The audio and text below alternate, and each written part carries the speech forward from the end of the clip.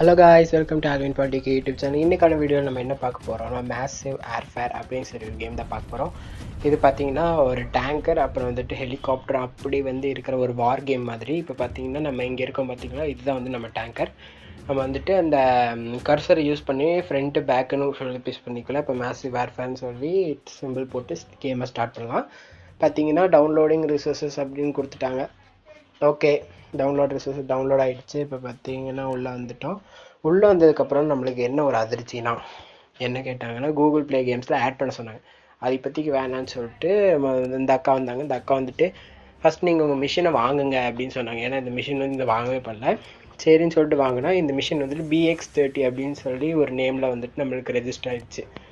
Next வந்துட்டு பார்த்திங்கன்னா நம்ம இதை அப்கிரேட் கொடுத்துக்கணும். ஃப்ரீ அப்கிரேட் தான். அப்கிரேட்னால ஃப்ரீ ஏதோ வந்துட்டு கண்டினியூ கொடுத்துட்டு ஒரே ஒரு பிஸ்கெட் கொடுத்து வந்துட்டு நம்ம பேட்டில் கொடுக்கலாம்.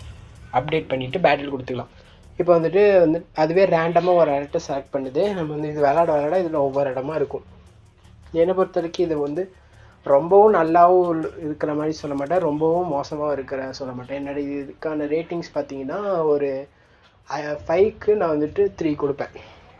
இப்போ பார்த்தீங்கன்னா இந்த கர்சர் முன்னாடி பார்த்தீங்கன்னா ஒரு சிம்பிள் மாதிரி இருக்குது பார்த்தீங்களா, அது வந்துட்டு நம்ம ஓடிட்டு இருக்கும் போதே கரெக்டாக எனிமி எங்கே இருக்கோ அதுவே தானாக போய் டேரெக்ட் ஆகிக்கும். அப்போ நம்ம ஃபயர் பட்டனை மட்டும் கிளிக் பண்ணால் போதும், தானாக போய் ஏம் லாக் ஆகிட்டு அடிச்சிடும்.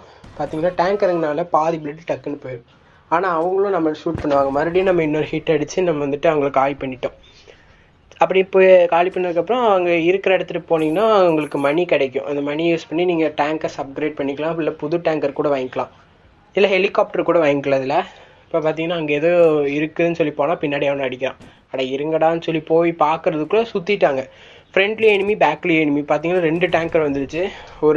இப்போ வந்தீங்கன்னா தூரத்துலேருந்து நீங்கள் வந்து ஷூட் பண்ணும்போது அந்த புல்லட்டோட ஸ்பீடு பார்த்தீங்கன்னா கொஞ்சம் கம்மியாகும்.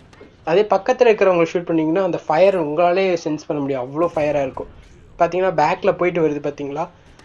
நீங்கள் எவ்வளோ தூரத்தில் பக்கத்தில் இருக்கீங்களோ அதுக்கு அளவு வந்துட்டு உங்களால் கில் அடிக்க முடியும். ரொம்ப பக்கத்தில் இருந்தீங்கன்னா ஒரே ஷாட்டில் வந்துட்டு டெஸ்ட்ராய் பண்ணிடலாம். அதே கொஞ்சம் தூரமாக இருந்துச்சுன்னா 2 ஷாட்டு இல்லை 3 ஷாட் ஆகும். ஆனால் நான் விளாண்ட வரைக்கும் நான் மொத்தத்தில் 2 ஷாட் வரைக்கும் தான் யூஸ் பண்ணியிருக்கேன், 3 ஷாட் வரைக்கும் வந்ததில்லை. இப்போ பார்த்தீங்கன்னா டேங்கரோட லைஃப் பாருங்கள், லைஃப் என்னமோ 4% தான் இருக்குது. அவ்வளோதான், டேங்கர் சோலி முடிஞ்சுது. மெகா கில்னு சொல்லி கொடுத்துட்டேன். இப்போ வந்துட்டு நம்ம இதில் ரீஸ்பேன் ஆக போகிறோம். ஜூம் பண்ணி இப்போ அடிக்கலாம். இப்போ பார்த்தீங்கன்னா ஜூமில் இருக்கேன், ஜூம் பண்ணிக்கலாம். இங்கே பார்த்தீங்கன்னா இந்த ரைட் சைடில் பார்த்தீங்கன்னா ஃபயர் பட்டனுக்கு மேலே டாப் கார்னரில் ஜூமிங் பட்டன் இருக்குது. அதை யூஸ் பண்ணி நம்ம வந்து ஜூம் பண்ணி அடிச்சுக்கலாம். சரின்னு சொல்லிட்டு திரும்பி பார்த்தா இங்கே ஏதோ அட்டை மாதிரி இருந்தது. போய் பார்த்தா அது ஒரு சிப்பு. அந்த சிப் எடுத்து நம்ம டேங்கருக்கு வச்சுக்கிட்டோம். இது யூஸ் பண்ணும்போது இன்னும் கொஞ்சம் டிஸ்டன்ஸில் இருக்கும்போது ஒரே ஷாட்டில் கிளியர் பண்ண ட்ரை பண்ணும். இப்போ பார்த்தீங்கன்னா நம்ம வந்துட்டு டெஸ்ட்ராய் ஆகிட்டோம். டெஸ்ட்ராய் ஆனதுக்கப்புறமா ரீஸ்பேன் ஆகிறோம். டைம் போகுது பாருங்கள் சைடில். நம்ம இப்போ எத்தனை பிளேஸில் இருக்கோம்னா நம்ம தான் இப்போ ஃபஸ்ட்டு பிளேஸில் இருக்கோம்.